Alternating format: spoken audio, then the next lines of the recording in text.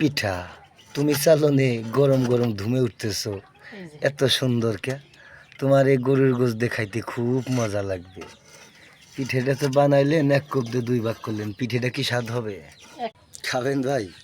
খান, নেন একটা, খান না। ফরিদপুরের পিঠা তো,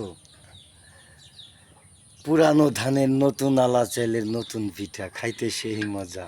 এই সেই মজার পিঠা, পিঠা খাবো গরুর গোস্ত দিয়া। পিঠা ফরিদপুরের পিঠা তো দেখতেও স্বাদ, খাইতেও স্বাদ, সেই স্বাদ। পিঠার মতো মনে হয় যে কারো রূপেরও চেহারা নাই, তাই পিঠার এত রূপ। সুবহানাল্লাহ। আল্লাহর কুদরতি পিঠা, এই পিঠা জামাই পাইলে হয় খুশি, প্রাণ ভইরে খায়, গরুর গোশ দিয়ে আরো চায়। জামাই কয় আমি অতটা সোসা না, আমি কিন্তু গরুর গোশ পাইলে চিতাই পিঠাকে ছাড়ি না। 50-60 পিস খাইতে পারি চিতাই পিঠার সাথে গরুর গোশ, খাইতে লাগি খুব ভারী। শ্বশুরবাড়ি যায় পিঠে খায়ার আবদার করিবেন না, সব শ্বশুরবাড়ি পিঠে আবার হয় না, সবাই বানাইতে পারে না, সবাই থেকে সবার সব ভাগ্যে হয় না। এই এমন একটা জিনিস, পিঠাকেই ভালোবাসি আসলে সেই স্বাদ।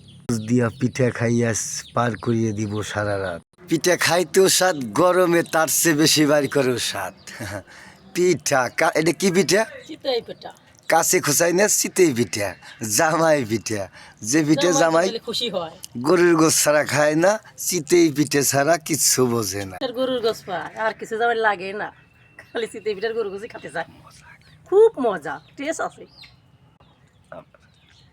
জামাই যদি চিতই পিঠার গরুর গোশ পায়, জামার আর কিছুই লাগে না, খালি খায় আর চিতই পিঠার গোশ দেওয়া আর খাবে আর খাবে।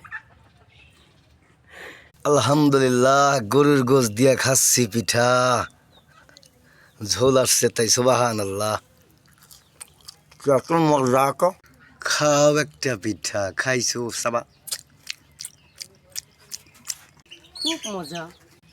এরম যদি পিঠার এমন যদি থাকে গোশ, জামাই বেটা শ্বশুর বাড়িতে যাবে না, থাকতে কম হলেও 1 সপ্তাহ রোজ, সেই স্বাদ মুড়তেছে।